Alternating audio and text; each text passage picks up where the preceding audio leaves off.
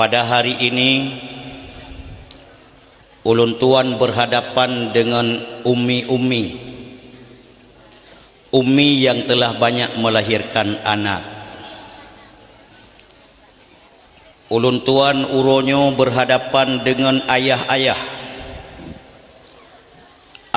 yang sudah banyak berusaha sehingga ibu bisa melahirkan. Kalau boleh saya tahu, Bu, maksud kenapa anak itu dilahirkan?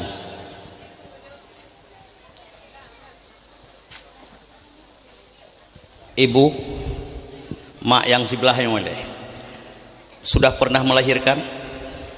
Sudah berapa kali?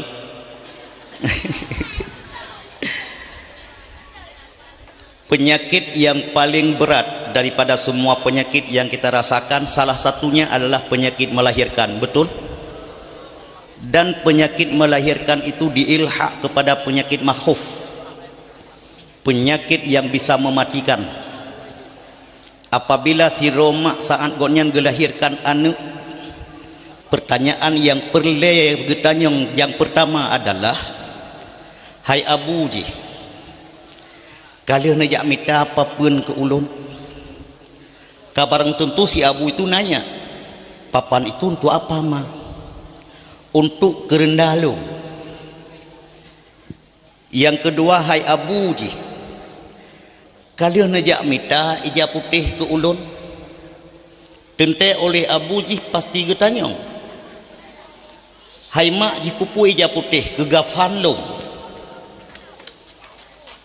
Hai abu jih kalian nejak cah lampuh bak sago jih kupui mak daya cah lampuh ke kuburan long. Itu pertanyaan yang lebih layak dan sangat layak ditanyakan oleh seorang ibu saat-saat beliau melahirkan.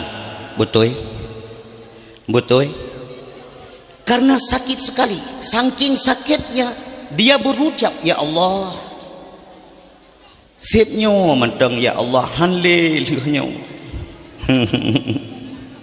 Pertih lagi urung nyomi, lagi urung mupok Honda, budoh dari kurung Juli, ngon Honda gaya ban, baplung berangkat ke DU Biren. Belum sesampainya Biren, tum mupok bak panyo bekah oleh.